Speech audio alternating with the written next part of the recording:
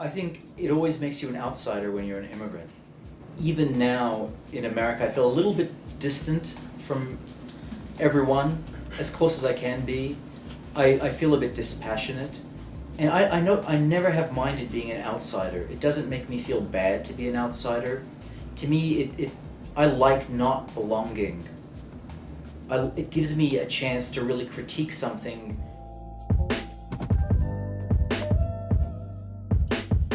My name is Joe Sacco. I'm a cartoonist, and most of my work is journalism.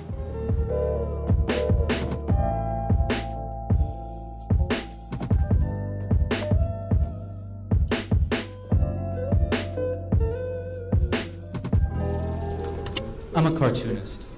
I want to keep my options open.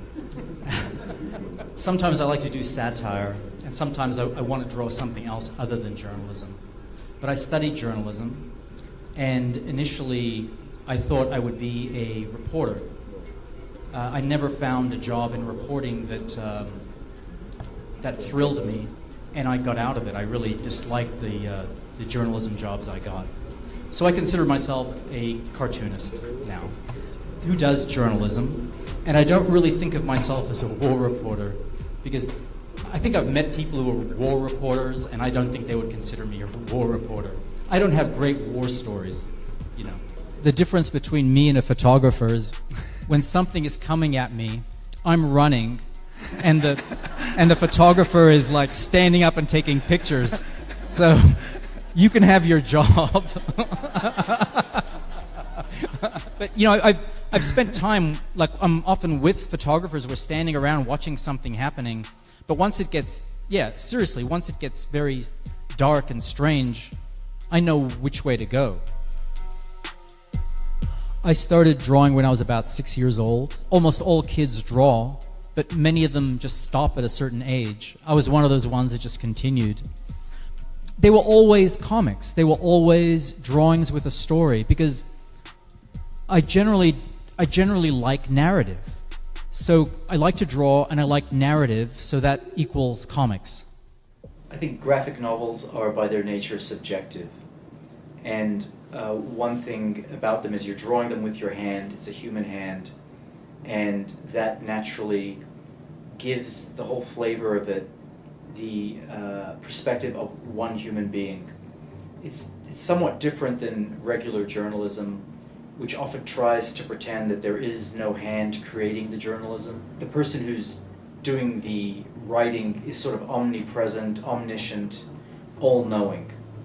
It's hard to be all-knowing in the context of comics, I think, just because it's clear that one hand is doing it. It's a human hand. And I'm very limited by what I know. I don't know really how to use Photoshop. I don't know how to use a brush. I don't know much about color. So that limits you, but your limitation creates your own style. To me, I think black and white is a very powerful medium, and it sort of reduces things to their essence and to their fundamentals. Again, I'll say it's a limitation for me that I'm not bragging that I don't know how to use color.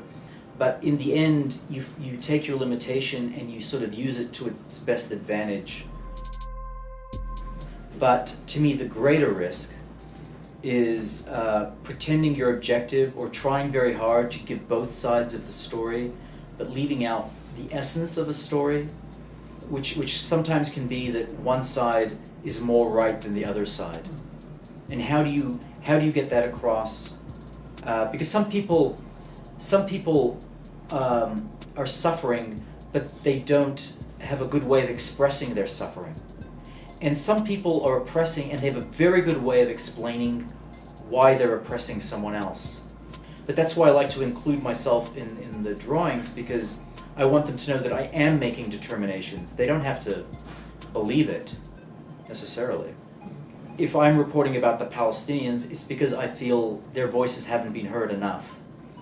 But it doesn't mean that I'm going to be an activist on the side of the Palestinians. It just means I'm going to give them a chance to express themselves. It doesn't mean that I make them look like angels, because they're not angels either. I want to be honest about what I'm seeing. If you go and you're meeting people in a difficult place, and they're suffering, there's no way you can't feel something for those people. And I allow myself to develop friendships with people, and maybe that's not what we're taught in journalism school, but I don't need to take. I took some good things, I think, from journalism school and left the garbage behind. I know I really don't want to do any more stories that involve drawing the AK-47. I don't want to draw that kind of violence.